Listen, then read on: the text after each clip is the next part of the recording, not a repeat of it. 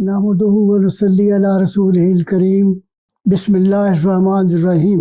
ناظرین، اپنے اس ویلاگس کی سیریز کی پذیرائی پر اللہ رب العزت کے سامنے سجدہ ریز ہیں کہ اس نے ہمیں یہ چند معلومات جو دین سے متعلق تھیں آپ تک پہنچانے کی توفیق عطا فرمائی۔ ناظرین، اس بات سے اندازہ کیا جا سکتا ہے ان معلومات کے نہ ہونے کی وجہ سے امت کے نوجوان نسل کو کس قدر نقصانات کا سامنا کرنا پڑا ہے۔ یہاں پر ایک سوال پیدا ہوتا ہے کہ ہم کیوں کر اللہ کی اس الہامی تعلیم سے بے بہرا اور محروم رہے ہیں۔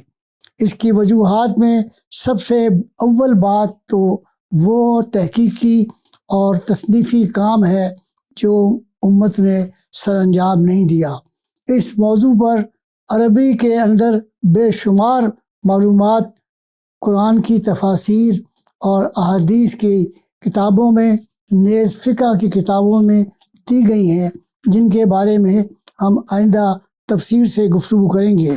لیکن چونکہ اس کام کو اردو میں منتقل نہیں کیا گیا، اس لیے ہمارا نوجوان طبقہ بالخصوص اس سے بے بہرا رہا۔ قرآن و حدیث کی ان تعلیمات پہ عمل نہ کرنے سے کا نتیجہ جو ہے وہ دنیا سے ہماری حکمرانی کو ختم کرنے کا سبب بنا۔ 18ویں صدی میں ہم یہ دیکھتے ہیں کہ مسلمان جو ہیں وہ روبہ زوال ہیں، کیونکہ انہوں نے اللہ اور اس کے رسول کی تعلیمات پر عمل کرنا بند کر دیا تھا۔ اور اسی دور میں مغرب نے سائنسی ترقی کی اور وہ دنیا کے امام بن گئے۔ انگریز نے بر صغیر پر قبضہ کرنے کے بعد انگریزی کو لازماً زبان قرار دیا، عربی اور فارسی کو بند کر دیا۔ اس کے نتیجے میں امت اپنے ماضی کے اس شاندار علمی ورثے سے محروم ہو کر رہ گئی، اور اس کی وجہ سے اہل علم نے زیادہ تر زور جو تھا وہ عبادات کی ادائیگی پر دیا۔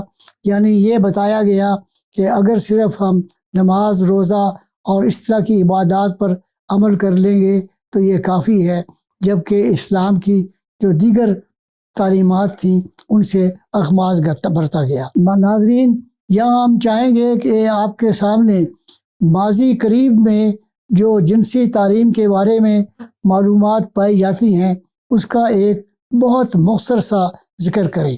اس میں سب سے پہلی بات جو اکثر لوگوں کو معلوم نہیں، وہ مولانا اشرف علی تھانوی رحمۃ اللہ علیہ کی وہ کتاب ہے جو بہشتی زیور کے نام سے کسی زمانے میں مشہور تھی، اور بچیوں کو وہ جہیز میں دی جاتی تھی۔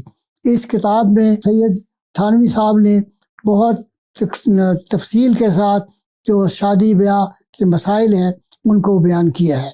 اس کے علاوہ چند معاشرتی ناول، مثلا علامہ راشد الخیری اور ڈپٹی نذیر احمد کے بنات النعش اور مرۃ العروس ایسے ناول تھے کہ جن میں ان تمام اسلامی معاشرتی علوم جو ہے ان کی وضاحت کی گئی تھی۔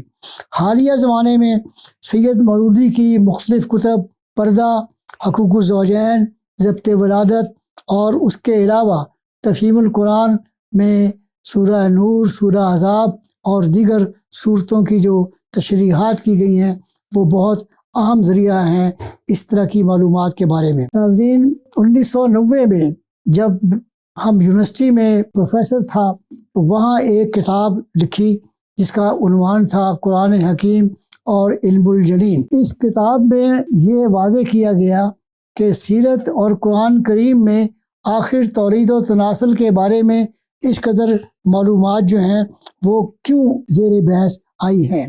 اس کے بارے میں ہم تفصیل سے بھی آئندہ بات کریں گے۔ تو ناظرین، اس بات کا علم نہیں تھا کہ اس کتاب کے آخر میں جب اس بات کا اظہار کیا گیا کہ کوئی اللہ کا بندہ ان تمام معلومات کو جو عربی زبان میں موجود ہیں اردو یا انگریزی میں منتقل کرے۔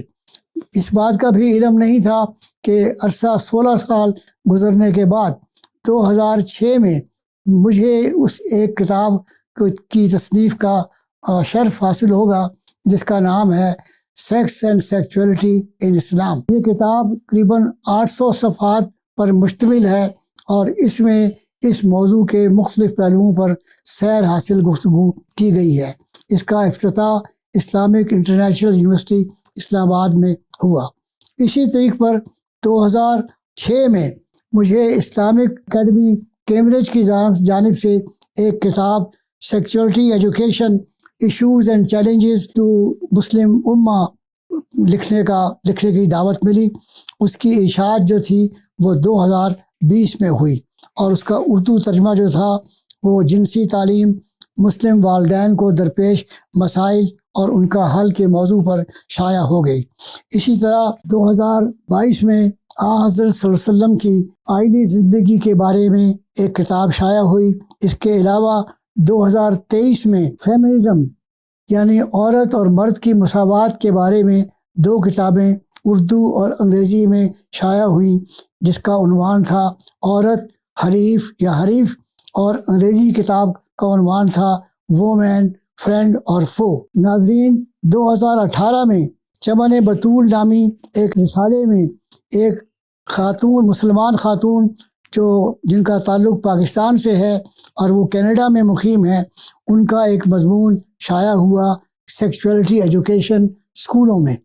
انہوں نے توجہ دلائی دینی طبقے کو کہ وہ IT کی تعلیم اور اس کی ضرورت کا احساس کریں، خاص طور پر وہ ماہرین کو اس موضوع کے لیے تیار کریں اور معاوضہ دے کر قرآن و حدیث کی تعلیمات کو عام کرنے کی کوشش کریں۔